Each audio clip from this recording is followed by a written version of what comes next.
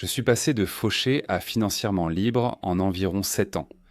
J'ai vécu des situations folles, comme un appartement avec des trous de balles dans la poubelle et des gens se droguant dans notre Airbnb. Des choses folles sont arrivées, mais avec du recul, ce ne sont pas les grands événements qui ont construit ma richesse et ma liberté. Ce sont plutôt plein de petites habitudes ennuyeuses que j'ai simplement répétées pendant longtemps. Même en choisissant quelques-unes, elles vous aideront à améliorer vos finances, si ça ne vous dérange pas d'être un peu différent. Ma mère disait que j'étais différent, donc ça ne me dérange pas. Premièrement, il faut être égoïste, même si ça paraît dur, écoutez-moi. Au moment où vous êtes payé et que l'argent arrive sur votre compte, vous devez prendre cet argent et le mettre de côté pour pouvoir atteindre la liberté financière. J'ai toujours aimé l'idée de me jouer des tours et de voler pour moi-même. J'ai une personnalité très addictive. Je dépensais beaucoup d'argent dans les jeux vidéo, les sorties au restaurant, les vêtements, tout ce que vous pouvez imaginer. Je dépensais de l'argent là-dedans et j'ai réalisé que je me volais moi-même. Ça ne concerne que moi, ça gâche ma vie et je déteste manquer d'argent. Donc au lieu de tout payer et d'essayer d'économiser ce qui me reste à la fin du mois, ce que font la plupart des Américains, j'ai changé ma façon de faire. Je pense que 74% des Américains épargnent 10% ou moins. Donc même si j'ai commencé avec 10%, j'ai continué à essayer d'augmenter ce pourcentage et j'ai fixé mes objectifs un peu haut. J'ai travaillé à mieux gérer mes dépenses et j'ai progressé progressivement jusqu'au bout. J'ai maintenu un taux d'épargne de 50 à 75% pendant plus de 7 ans, sans pour autant gagner beaucoup. L'astuce est de l'automatiser et de se le dissimuler avant de s'en rendre compte.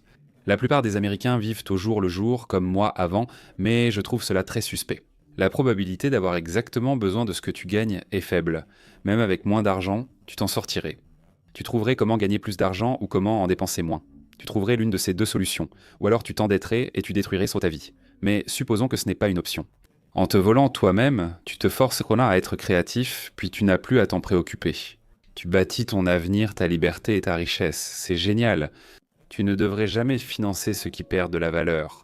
Alors que certains amis payaient 500 à 700 dollars par mois pour leur voiture, je conduisais une Honda Civic à 5000 dollars payés comptant. Au lieu de cela, j'investissais l'argent qu'ils mettaient dans leur voiture dans mon fonds de liberté. Si tu cherches un conseil financier ennuyeux et vraiment pas sexy, conduise une voiture plus ancienne. C'est l'une de tes plus grosses dépenses, tant que c'est fiable. C'est l'essentiel, tu n'as pas besoin de plus. La plupart des voitures perdent 60% de leur valeur en 5 ans. C'est une des pires façons de gaspiller ton argent. Juste pour avoir quelque chose de plus chic pour aller d'ici à là-bas, si tu as besoin d'un électrochoc à ce propos. Compte les jours travaillés chaque mois rien que pour payer ta voiture, l'assurance et autres frais similaires. Je connais des gens qui travaillent 1 semaine par mois seulement pour payer la voiture qui les conduit au travail. C'est absurde. Choisis la simplicité. Prends une voiture plus ancienne, moins chère et fiable. Contente-toi de ça. Ensuite, bien sûr, il y a la règle du 1 mois. C'est encore un de ces changements ennuyeux qui m'a vraiment permis d'économiser beaucoup d'argent et d'augmenter mon taux d'épargne.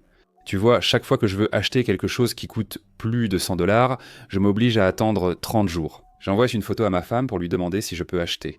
Elle est très gentille. En fait, j'ai demandé si je pouvais acheter un Cybertruck et elle a dit que c'était bon. Et j'étais là, genre, j'espérais que tu me dises non pour ça. Ce n'est pas le sujet. Devrais-je acheter un Cybertruck avec 1 million d'abonnés ? Je ne sais pas. Pour revenir au sujet, si je veux quelque chose qui coûte plus de 100 dollars, je le laisse dans le panier, je clique dessus, je vais jusqu'à la caisse et puis je ne l'achète pas. Environ 30 jours plus tard, je l'ai complètement oublié, sans que ma vie change. C'est souvent ainsi. C'est un moyen d'avoir un frisson en pensant « j'ai failli acheter », sans cliquer. Ce conseil aide vraiment. Ou tu trouves que quelqu'un pour te secouer un peu et te dire que tu es idiot. Sauf Meredith, elle est trop encourageante. En réalité, sans l'encouragement de Meredith, je n'aurais jamais lancé cette chaîne YouTube. Peut-on remercier Meredith ? Je lui montrerai, j'achète rarement sur un coup de tête. Ce graphique montre ce que les gens achètent impulsivement, soit 62% des ventes en supermarché. 62%. Oh, ce t-shirt est sympa, je vais peut-être le prendre, j'avais oublié ça. Il me faut un 8e short, je les prends ainsi que ma 20e paire de chaussures. J'en ai besoin. Cela m'arrive à l'épicerie, alors je fais des listes pour éviter ça. Je ne fais toutefois pas d'achat impulsif. C'est incroyablement ennuyeux parce que tu n'achètes pas des trucs au hasard tout le temps et tu ne t'amuses pas à le faire, mais ça te fait économiser beaucoup d'argent. Nous vivons dans la moitié de la maison que nous pouvons nous permettre. Depuis mes 22 ans jusqu'à aujourd'hui, je dirais 27 ans. Nous vivions gratuitement et étions même payés pour cela grâce au house hacking. J'ai réalisé des vidéos à ce sujet. Mais ce n'est pas parce que vous êtes approuvé pour une maison à 30 000 dollars ou à 50 000 dollars que vous devez le faire. Le logement est généralement votre plus grosse dépense. Et si vous pouvez simplement vivre dans un endroit bon marché plus longtemps, même juste quelques années de plus, cela peut changer radicalement tout votre avenir financier. Ennuyeux et pas sexy, mais c'est l'une des choses les plus importantes à faire. J'ai aussi pris le temps de savoir où va mon argent. Au début de mon entreprise, je pensais bien gérer, jusqu'à l'arrivée de la saison des impôts et la réception de ma première grosse facture. J'avais un seul compte où tous mes revenus, ma paie, mes dépenses, mes impôts, tout était un peu mélangé ensemble. Et après, disons, la première année, je me suis rendu compte que c'était un peu le chaos. Beaucoup, en fait. Et si vous êtes un petit entrepreneur, vous pouvez sûrement vous reconnaître là-dedans. Et j'avais l'impression que la moitié du temps, je faisais juste des suppositions sur mes revenus, sur mes dépenses. Ça devenait incontrôlable. J'ai compris qu'il me fallait un système, pas seulement plus d'efforts. Create over consume. J'ai eu un déclic il y a des années en m'intéressant à mes finances. J'ai compris que pour ne plus être fauché ni détester mon travail quotidien, comme nettoyer des bureaux ou faire de la vente difficile, il fallait changer. Comme agent immobilier, j'étais vraiment mauvais. J'ai donc dû créer quelque chose que j'aimais et abandonner ce qui n'apportait rien à ma vie. Donc en fait, j'ai mis plusieurs années et j'ai arrêté les jeux vidéo, j'ai arrêté de regarder la télé. Je ne regardais pas de séries télévisées. J'ai beaucoup délaissé les réseaux sociaux et abandonné ce qui n'apportait pas de valeur à ma vie. Et j'ai passé ce temps à faire des petits boulots en plus, à passer beaucoup de temps à apprendre, à lire des livres, des choses comme ça. Si tu veux améliorer tes finances et arrêter d'être fauché, lis 10 livres sur le sujet. Tu vas être tellement excité à ce sujet que tu vas vouloir le faire. C'est comme si tu te lavais le cerveau toi-même. Pareil si tu te gaves. Regarde plein de vidéos sur cette chaîne à propos des finances. Tu vas voir genre, oh, c'est un gars totalement normal qui genre n'a même pas de compétences, a quitté le lycée. Et s'il l'a fait, sûrement que je peux faire quelque chose comme ça. C'est exactement ce que j'ai fait. En moyenne, une personne regarde 6 heures de contenu par jour, souvent en petits segments ou durant plusieurs heures d'affilée. Donc tu peux échanger ce temps contre, par exemple, développer une compétence, gagner plus ou autre chose. Ta vie, encore une fois, si tu prends du recul sur 10 mois ou 10 ans, ce n'est même pas comparable au fait de juste consommer. Cela dit, il y a de bonnes choses à consommer, et il y a de mauvaises choses à consommer. C'est pareil avec la nourriture ou n'importe quoi d'autre. Tout n'est pas mauvais, mais la plupart de ce que je consommais était inutile. Concentre-toi sur gagner. Après avoir établi ton budget et adopté des habitudes de frugalité, il faut cesser de s'y focaliser et se concentrer sur le gain.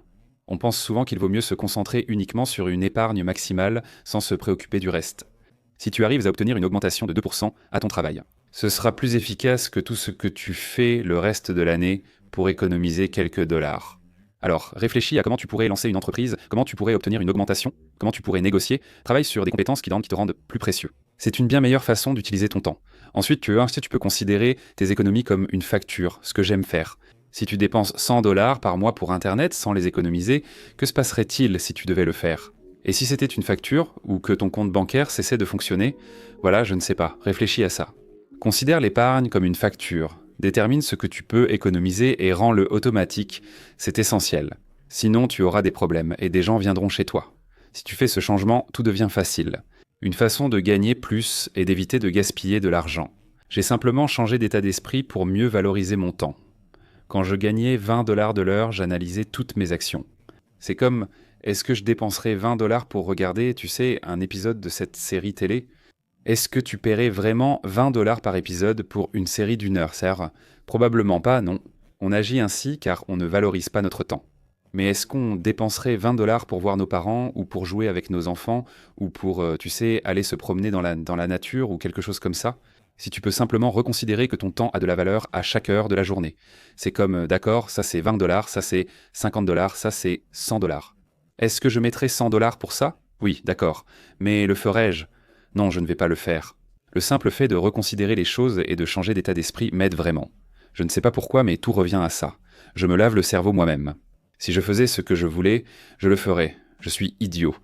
C'est pour ça qu'il faut fréquenter des gens plus riches que soi. On se sent fauché, c'est un de mes sentiments préférés. On connaît tous le dicton.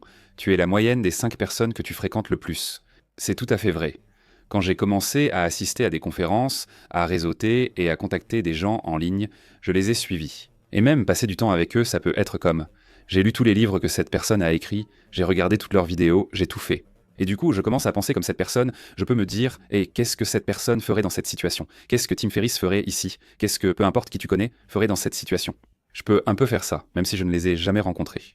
Idéalement, tu veux côtoyer des gens qui cherchent à s'améliorer, sont en forme, mangent sainement, se souciant de leur famille et partagent tes objectifs. C'est ce que tu es, et être avec ces personnes te motive et t'enthousiasme.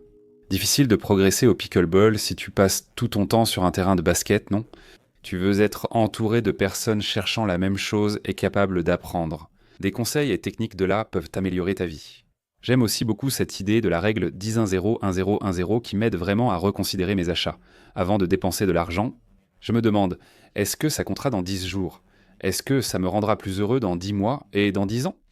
Avec du recul, beaucoup de choses perdent leur importance, comme la chemise à 200 $ dans 10 ans. Peut-être que si c'est vraiment une bonne chemise, elle pourrait durer aussi longtemps. Mais le gadget quelconque, l'iPhone, la dépense pour aller dîner dehors, certaines de ces choses de rendre sont bien et c'est agréable de les avoir, mais beaucoup de choses de les rendre n'auront tout simplement plus d'importance si on prend du recul. Certaines choses de sont importantes. Par exemple, lire ce livre améliorera-t-il ma vie dans 10 mois ou 10 ans? Oui, il y a de bonnes chances. C'est un excellent usage de l'argent.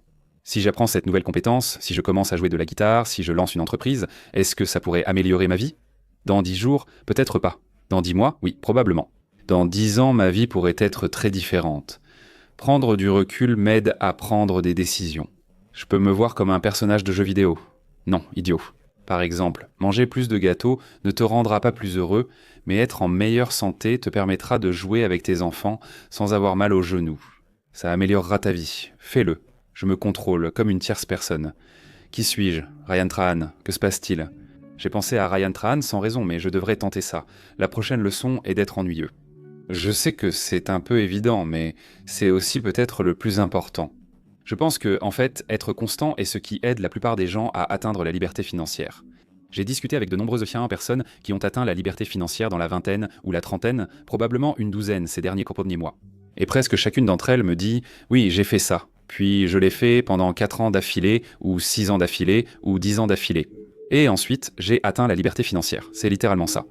Le seul truc, c'est que la plupart des gens qui n'ont pas beaucoup d'argent, soit ils restent trop longtemps dans quelque chose de sûr, soit ils essaient plein de choses et abandonnent tout de suite, ou alors ils essaient de s'enrichir rapidement ou font n'importe quoi. Ils n'adoptent pas de schéma cohérent sur le long terme. Pourtant, toutes les personnes avec qui j'ai parlé, moi compris, ont atteint la liberté.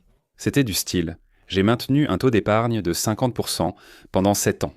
Oh, j'ai investi ces 50% restants dans divers domaines pendant 7 ans. Ce n'était pas des trucs fous, c'était juste des choses cohérentes. Ce n'était pas comme si j'avais super bien fait pendant 2 ans. Mais ensuite, j'ai commencé à dépenser tout mon argent, à partir en vacances, à acheter une nouvelle voiture et à avoir une nouvelle maison. Et c'était très cohérent pendant une longue période. Et c'est littéralement comme ça, c'est comme ça qu'on réussit dans les affaires. C'est comme ça qu'on se met en forme, c'est comme ça qu'on perd du poids, c'est comme ça qu'on a une bonne relation. Tout est ennuyeux, mais ce n'est pas grave. Il faut continuer à grandir, le reste suivra. Voici quelques règles. Choisissez un budget simple, par exemple 60% essentiel, 30% croissance, 10% plaisir. Un budget simple vous place déjà devant la majorité. Faites une détox financière, 30 jours par an. Ne dépensez pas, bloquez vos cartes, laissez expirer les abonnements inutiles. Abandonnez vos mauvaises habitudes. Ça marche très bien. Commencez à investir petit, même si ce n'est que 10 $ par semaine. Commencez avec quelque chose, rendez-le automatique. Et puis, continuez lentement à vous voler de plus en plus à vous-même jusqu'à ce que vous vous trompiez en pensant avoir la liberté. Négociez sur les grosses dépenses. Votre maison, voiture et factures mensuelles. Vous pouvez parfois économiser beaucoup simplement en négociant, en appelant ou en baissant votre assurance auto. Ne vous concentrez pas seulement sur le café, concentrez-vous sur les grandes choses. Améliorez-vous de 1%. Si vous vous améliorez de 1% chaque jour, vous n'êtes pas 360% un meilleur. Vous êtes 37 fois meilleur, parce que ça se cumule. Lisez une page par jour, faites quelques pompes chaque jour, faites quelque chose chaque jour pendant longtemps, et vous ne serez plus reconnaissable. Demandez-vous ce que feraient des gens intelligents, comme ils le disent au bureau. Avant d'agir, je me demande, un idiot le ferait-il? Si oui, je ne le fais pas. Crier. Crie. Dwight. Si cette vidéo vous a plu, abonnez-vous pour qu'on ait ce Cybertruck. C'est un objectif inutile, mais abonnez-vous quand même. Vous pouvez aussi regarder cette vidéo juste ici, qui est incroyable si vous voulez améliorer vos finances. Je ne sais pas pourquoi, mais vous devriez la regarder.